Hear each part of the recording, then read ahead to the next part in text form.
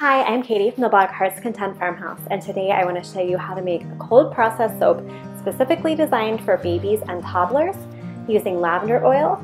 This is a really gentle recipe that also happens to be pollen-free, so let's go ahead and get started. So the main oils in this soap are almond, coconut, olive oil, shea butter, beeswax. You'll notice that all of these are very nourishing to the skin. I'm using a really high percentage of olive oil, which is really moisturizing. And I do have coconut oil, but I'm keeping the percentage of coconut oil low because I really wanted this to be a really gentle skin for babies, and it's calculated to a 6% super fat, so not too strong or too dry. Now this soap is about 50% olive oil, which is great. Olive oil is great for your skin. It's very gentle. It's great for children. The only caveat is that it has a very long cure time. So it's going to seem like a soft bar when you first cut into it, and you're going to want to let this one cure at least, at the absolute minimum, a month, but it's really going to get better with time in terms of being a harder bar with better lather. Even up to 6 months would be a really great cure time for this bar. So if you have a baby, go ahead and get started now and give it time to cure. Another thing I want to make sure I'm very clear about is this is not a tear-free soap. There's really no such thing as a tear-free soap. You can get a tear-free liquid detergent, which is like what Johnson's Baby Wash is. But I've used this on my newborns when they first come home from the hospital. I'm just very, very careful not to get it on their face at all because I don't want to sting their eyes. So it's very gentle and good for their skin, but it is absolutely not going to be a tear-free experience. If it gets in their eyes, it will sting. We are just going to follow basic soap making safety and process. We are going to get started by measuring out our lye and our water separately. The amount of lye in this is 4.1 ounces. And the water is a range of anywhere from 8 to 11. When I'm doing this, I used about 10 because I knew I was working with a lot of harder oils. I didn't want to do too much of a water discount and have things firm up too fast.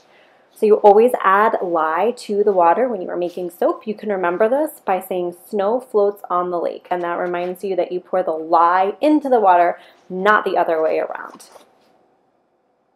Go ahead and mix it up until the lye is fully dissolved. This cup is going to shoot up way in temperature. It's going to be very hot to the touch. And at this point, you need to be sure you put it in a safe place out of the way. It looks just like a glass of water as it cools, but it's very dangerous, even fatal if you drink it.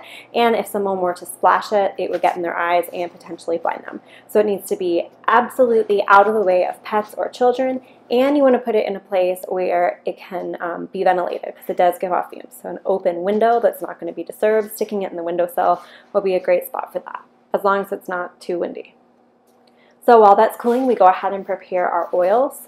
What I like to do now is measure out my hard oils and my liquid oils separately, and then sort of give the hard oils a chance to pre-melt so that I'm not heating everything up for so long at the same time. So I'm going to measure out my liquid oils, which is almond oil, 3 ounces of almond oil, 14 ounces of olive oil, and those are the only liquid oils that I'm using. The rest of them I'm going to measure out just in a Pyrex cup that I can microwave. So that's 8 ounces of coconut oil, 4 ounces of shea butter, and 1 ounce of beeswax. I'm going to go ahead and just microwave this on low for about a minute, get them start melting, then pour them in with the liquid oils and heat everything up together until it is melted in about 140 degrees.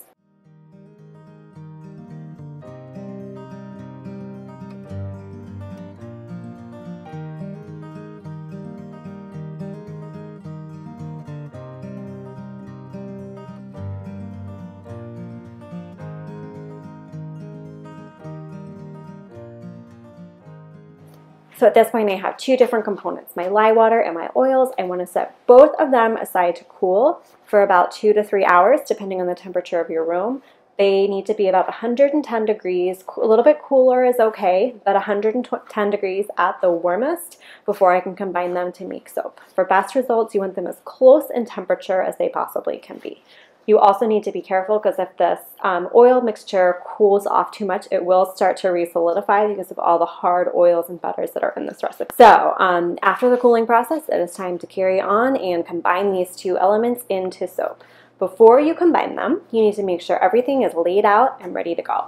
I'm choosing not to do a color for this recipe because it's specifically made for babies. I wanted to keep I didn't really want to introduce any artificial elements, but I am going to add a lavender oil. So I'm going to go ahead and measure that out and have that ready to go and have my mold ready to go as well.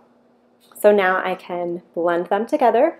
What I do is just pour the lye water into the pot of oils and blend them right in the pot. Some people prefer to put everything in a bowl. I don't do that. So you blend until trace is reached. If you have never made soap before, you might not be familiar with the term trace. What that means is you've blended these two things together in a way that it started to thicken up a little bit into a batter. And the level of thickness you're looking for is for your soap batter to leave a trace that sits on top of the container instead of sinking right back in. So it's something that when it has not reached trace, you will know it. You will lift up your soap and the trail, there will be no trail left behind. It will just be like you stirring a spoon through a glass of water. When it reaches trace, it's going to be almost like a pudding where you're going to be able to see a trail of where your stick blender has been. Once that happens, you can go ahead and add your fragrance in. You should really, once you add fragrance, you should just stir by hand because fragrance can really accelerate things and it can start lumping up on you or turning into just a big block of soap. And then immediately, once the fragrance is in and trace is reached, you immediately pour it into your mold. If you start dilly-dallying at this point, the soap in the pot is busy turning into soap and you are just going to have a big block and it's going to be horrible. So immediately pour it in, smooth out the top, and that is pretty much the end of the process aside from the curing. So with this one, there's no color, nothing exciting going on, so I didn't do a gel phase or anything like that, which you would do to intensify the color and speed up the cure process. I just went ahead and left this out on the counter wrapped in a quilt, and that sort of kept the temperature even. It didn't gel, it just sort of sat there and cured. After 24 hours of this, you turn it out of the mold, go ahead and cut it into bars. Be careful when you are dealing with soap at that stage because it can still sort of burn your skin a little bit. But you cut it into bars and then lay them out on a tea towel for them to finish curing. Like I said, this particular soap takes a long time. So I let it sit on the tea towel for about a week.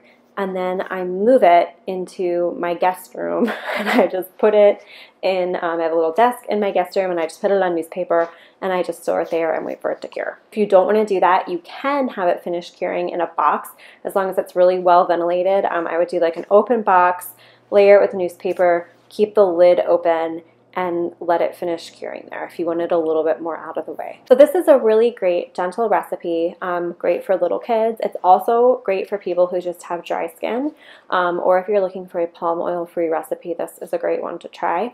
I will go ahead and put the full recipe in the description along with links to all the supplies I use. And if you want to print it out, I will leave a link to my blog post where you can head over there and print out a nice printable copy to keep. So if you have any questions about this recipe or soap making in general, please let me know and I will get back to you as soon as I can and do my best to help. So thank you for watching and have a good day. Bye.